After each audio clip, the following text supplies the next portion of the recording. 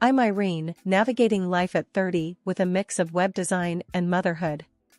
Our family nucleus was simple: me, my husband Mike, and our 2-year-old sunshine, Danny. Our world was comfortably wrapped within the walls of our home, which stood as a testament to the life we built together. Mike worked for my dad's company, a job he was proud of, and I carved pixels into designs from my home studio. Our routine was pleasantly mundane until one evening at my parents' house, where family dinners were more than just meals. They were gatherings punctuated by discussions, laughter, and, sometimes, life-changing announcements. "So, I'd been thinking," my dad began, his voice commanding the room's attention. He was a self-made man, a pillar of wisdom in business suits. "We're expanding the company. There's a new branch opening in the neighboring city, and I want Mike to take the lead on this." Mike, who had always admired my dad, perked up immediately.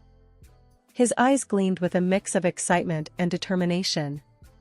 "Mr. Thompson, that's a fantastic opportunity. I'm all in." I felt a surge of pride and excitement. "That's wonderful news. We should all move there for the project duration.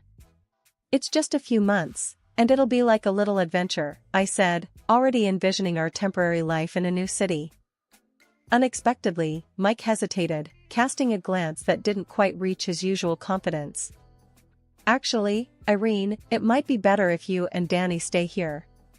Moving could be a hassle for the little guy." His words hit me unexpectedly, like a cold splash of reality in our warm, cozy life. "But Mike, I thought we were in this together. And it's not like we have to uproot our lives. I can work from anywhere, and it would be a nice change for Danny." My dad nodded in agreement, his voice echoing my thoughts. "Mike, Irene has a point. The family should stick together in such times. And Irene's job gives her that flexibility." Mike seemed to be caught off guard, a nervous chuckle escaping him. "I was just joking. Of course, you both should come along." But that joke didn't sit right with me. It lingered in the air, an uninvited guest at our family dinner. The evening progressed with Dad and Mike diving into the logistics of the new business venture, but my mind was stuck on Mike's initial reaction. Why the hesitation? Why the reluctance? Later that night, after tucking Danny into bed, I found myself sitting across from Mike in our living room. The house was quiet, a stark contrast to the turmoil in my mind. "Mike, about dinner tonight," I started, my voice a blend of confusion and concern. "You really caught me off guard, suggesting that Danny and I shouldn't join you. Is there something on your mind?" He looked up from his phone, meeting my gaze for the first time since we sat down. "Irene, I didn't mean to upset you. It's just that setting up a new branch will be demanding. I thought it'd be easier for you to stay put, avoid the stress of moving." I leaned forward, searching his face for the familiar comfort. "But we've always faced challenges together. That's what we do. Why would this time be any different?" Mike sighed, putting his phone down. He leaned back, running a hand through his hair. "You're right, we do. And we will." I guess I was just overthinking it. It was a silly thought, nothing more. His words were meant to reassure, but they hung heavy in the room, a reminder that something in our equation had shifted, however slightly. Life has a funny way of throwing curveballs just when you think you've got it all figured out. Our little family was on the brink of a new adventure, or so I thought, until Danny, our 2-year-old bundle of joy, decided to rewrite our plans. It started with a mild fever, nothing too alarming at first, but it quickly escalated. I remember holding Danny in my arms, feeling his little body burning up as I dialed our family doctor. "Dr. Jacobs, Danny's fever isn't coming down." "I'm really worried," I said, trying to keep the panic out of my voice. After a thorough checkup, Dr. Jacobs' expression was serious. "Irene, I'm afraid it's more than just a common cold. Danny needs rest and cannot travel for a while. Moving to a new city is out of the question right now." The news hit me like a ton of bricks. I called Mike that evening, the weight of uncertainty heavy in my voice. Mike, Danny's sick. The doctor advised against traveling. We can't join you for now. On the other end, there was a pause before Mike responded. His voice was calm, almost too calm. Oh, is it serious? Well, that's okay, Irene. He needs to get better. We can manage. Something about his response didn't sit right with me. There was an undertone of relief, perhaps even contentment, that Danny and I wouldn't be joining him. It gnawed at me, that unsettling feeling of doubt. The weeks that followed were tough. Danny's illness turned out to be a stubborn infection that took its time healing. My days and nights merged into a blur of caregiving, leaving little room for anything else. Mike's calls became infrequent, and when he did call, his words felt rehearsed, lacking the warmth I was used to. Everything's okay here, Irene. Just busy with work. How's Danny? I'd update him, hoping for more engagement, but the conversations were brief and perfunctory. He's getting better, slowly. We miss you, Mike. Yeah, I miss you guys too, he'd reply, but it sounded hollow, as if he was saying it out of obligation rather than feeling.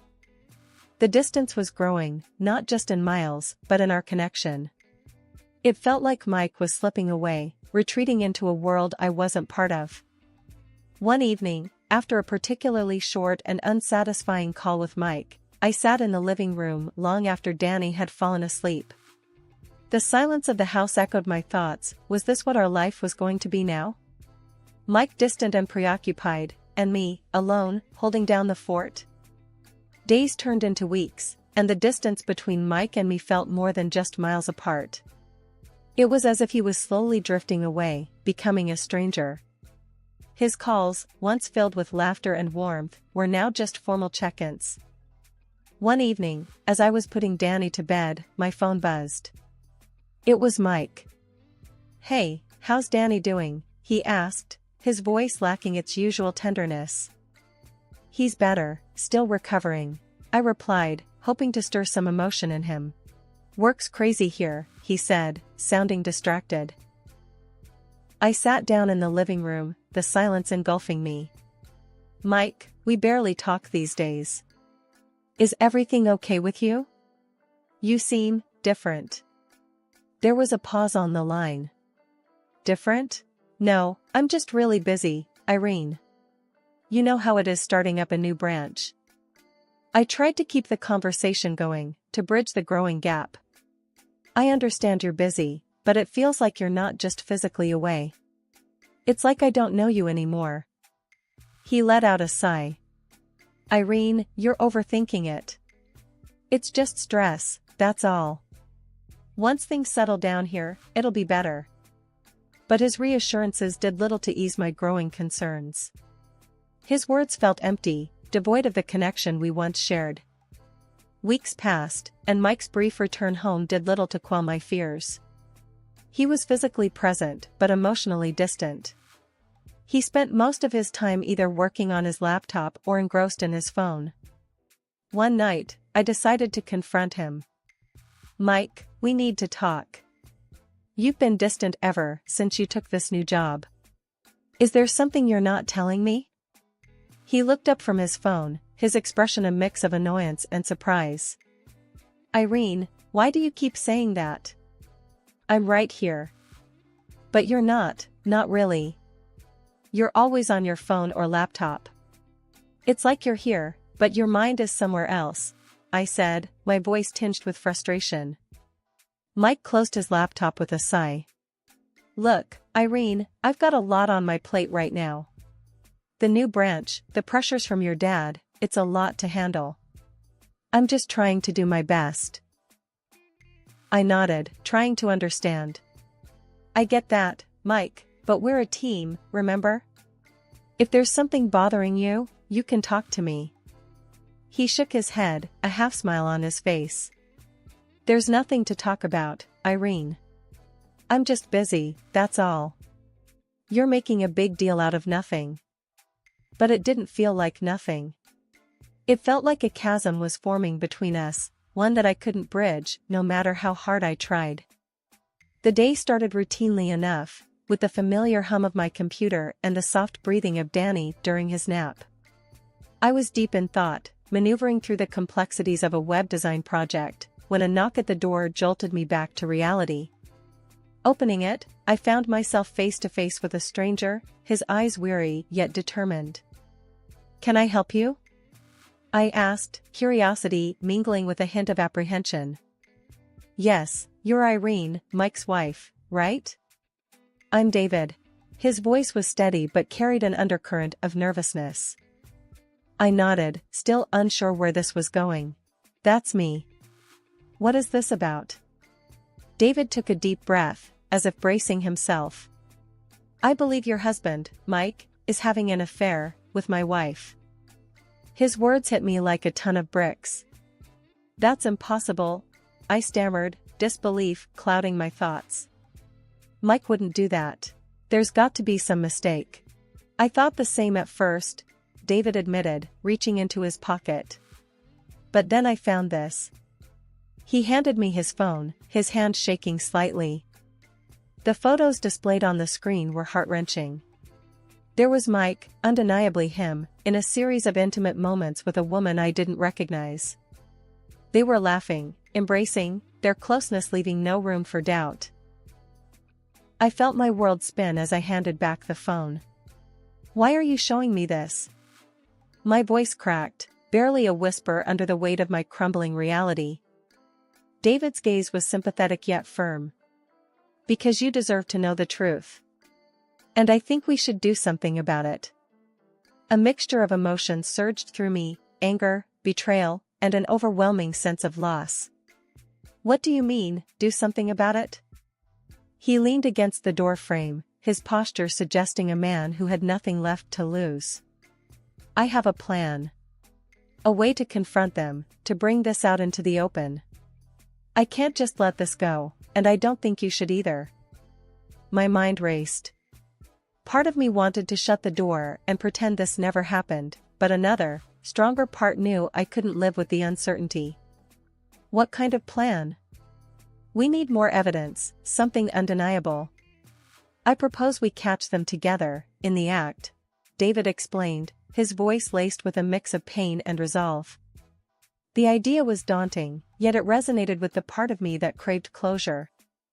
"How would we do that?" "I know where and when they meet. If you're willing, we can confront them, together," he proposed, his eyes searching mine for a decision. The thought of facing Mike in such a scenario was terrifying, yet the need for the truth, for some semblance of control in the chaos, was overpowering. "Okay, I'm in. I need to know the truth, no matter how painful it might be."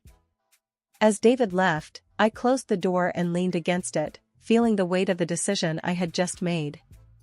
The path ahead was fraught with pain and uncertainty, but I knew there was no turning back. The truth was out there, and I had to face it, for my sake and for Danny's. The reality of what David and I were about to do hit me as we sat in the dimly lit apartment next door to Mike's. We were there to unveil the truth, using the thin walls to our advantage. The apartment, ironically provided by my father's company for Mike, was now the stage for uncovering his betrayal. David was setting up a small recording device, his hands steady but his eyes betraying a storm of emotions. "Can't believe it's come to this," he muttered, more to himself than to me. I nodded, feeling a knot of anxiety in my stomach. "Neither can I. But we need to know, right?" As we waited, the silence between us was heavy, filled with unspoken fears and questions. Then, the sound of a door opening next door broke the stillness.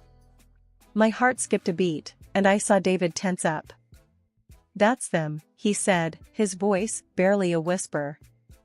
We moved closer to the wall, straining to hear. The voices were muffled at first, but then clearer.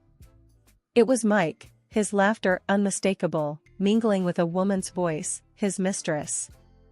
I clenched my fists, fighting back a surge of emotions. The intimacy in their voices was like a knife twisting in my heart. "Are you getting this?" David asked, his voice tight with anger. I nodded, holding the recorder close to the wall. yes, it's all being recorded. The sounds from the other side of the wall continued, laughter, conversation, and then unmistakably more intimate noises. It was excruciating to sit there, hearing Mike betray our family so blatantly. But amid the heartache, there was a growing sense of resolve. We were gathering the evidence we needed, undeniable proof of their betrayal. After what felt like an eternity, the noises ceased, and a heavy silence fell over our makeshift surveillance spot. David and I exchanged a look, a mix of sorrow and determination in our eyes. "We have what we need," I said, my voice steady despite the turmoil inside. "Now we confront them." David nodded, his jaw set. "Let's do it now. No point waiting."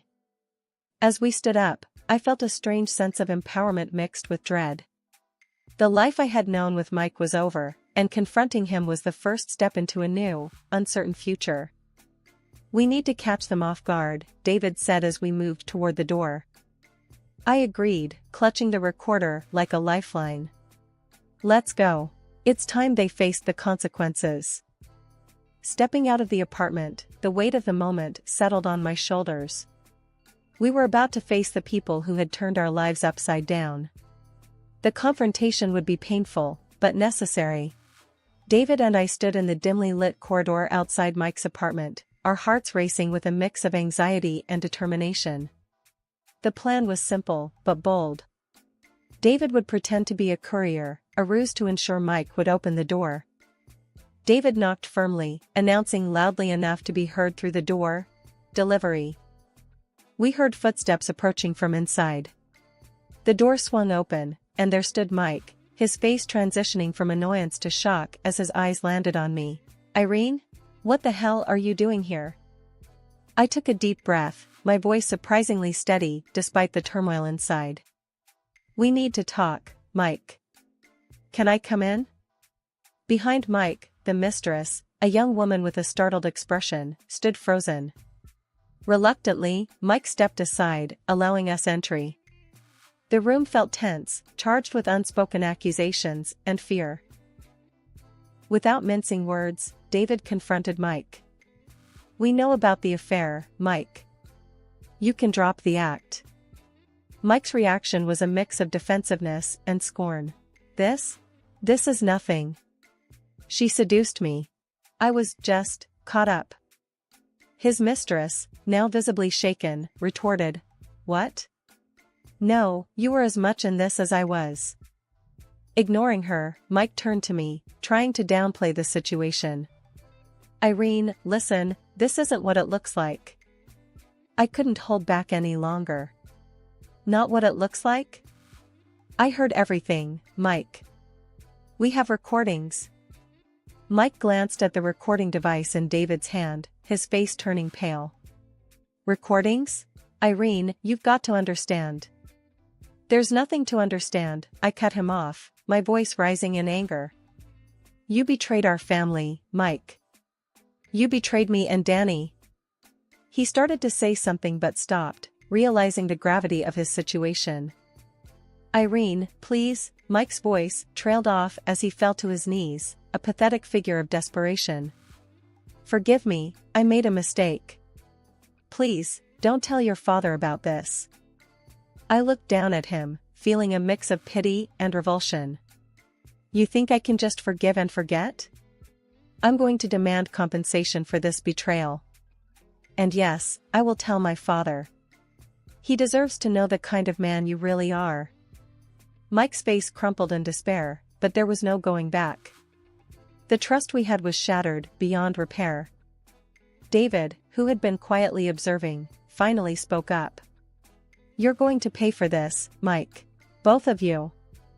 The mistress, now crying, looked completely overwhelmed. "I didn't mean for it to go this far." As we left the apartment, leaving Mike and his mistress to their own messy reality, I felt a strange sense of closure. It was painful and heart-wrenching, but necessary. The confrontation was over, and with it, a chapter of my life had ended. Stepping out into the brisk evening air, the weight of what had just transpired in Mike's apartment hung heavily over me. David and I walked in silence to a nearby park bench. The noise of the city around us felt distant, muffled by the shock and turmoil churning inside. David was the first to break the silence. "I'm sorry you had to find out this way, Irene. But at least now you know the truth." I nodded, feeling numb. Yes, the truth. I paused, gathering my thoughts. "What are you going to do now?" He looked down, his hands clenched tightly. "I need to think. There's a lot to process. But one thing is clear, I can't stay with her after this." "I understand," I said softly. The reality of my own situation was beginning to sink in. I need to start planning for a life without Mike. For Danny's sake. David looked at me, empathy in his eyes. "If you need anything, any help, just let me know." I managed a weak smile. "Thank you, David. I appreciate it." We sat there for a while longer, lost in our own thoughts, before parting ways. As I walked back to my parents' house, where Danny was staying, the magnitude of the situation hit me. My marriage was over, and the life I had known was shattered. When I arrived, my parents immediately sensed something was wrong. "Irene, what happened? You look upset," my mom asked, concern etched on her face. I sighed, not sure where to begin. "Mom, Dad, I found out Mike has been having an affair." The room went silent. My dad's expression hardened. "Are you sure?" I nodded, feeling a lump in my throat. "Yes, I'm sure. I heard them, and I have recordings." My mom reached out, taking my hand. "Oh, Irene, I'm so sorry. What are you going to do?" "I'm going to file for divorce," I said, the words tasting bitter in my mouth. "I can't be with him after this. It's over." My dad, always the protector, spoke up. "He won't get away with this. I'll make sure of that. And you and Danny will always have a home here." I felt tears welling up in my eyes, grateful for their support. "Thank you. I don't know what I'd do without you both." The final chapter of my marriage to Mike was written in a lawyer's office, amidst a sea of paperwork and legal jargon. The divorce process was grueling but necessary. I fought hard, with my lawyer by my side, to ensure that Danny and I would have the financial security we needed. The court granted me alimony and compensation for Mike's betrayal, a small solace in the wake of our shattered life. Meanwhile, David, the man who had been thrust into my life by our shared misfortune, also finalized his divorce. His wife, once living a life of luxury, now faced a starkly different reality. She had to trade her affluent lifestyle for a job as a saleswoman in a retail store, a harsh consequence of her actions. As for Mike, the repercussions of his infidelity were far-reaching. My father, once a mentor and supporter, was ruthless in his response. He not only fired Mike from the company, but also made it clear that he would use his influence to prevent Mike from securing a position in any reputable firm. The man who once had a promising career now juggled two menial jobs, struggling to make ends meet. Life after the divorce was a journey of healing and rediscovery for me. I focused on raising Danny, ensuring that the upheaval in our lives didn't dim his bright, innocent spirit. Watching him grow, laugh, and explore the world was a balm to my bruised heart. My work as a web designer provided not just a financial lifeline, but also a welcome distraction. I threw myself into my projects, finding joy and fulfillment in creating and designing. It was a reminder that despite the chaos, I still had control over some aspects of my life. My parents were my rock during this time. They provided unwavering support, offering a safe haven for Danny and me. "You're stronger than you realize, Irene," my dad would often say. And as time passed, I began to believe him. In the quiet moments, often after I had put Danny to bed, I would reflect on the tumultuous journey. The pain of betrayal still lingered, but it was slowly being replaced by a newfound strength and independence. I had navigated through the darkest of times and emerged on the other side, not unscathed, but certainly stronger. As I closed the chapter on a painful part of my life, I opened a new one, filled with possibilities and the promise of a fresh start. My journey was not over, it was merely taking a new path, one that I was ready to travel with hope and determination.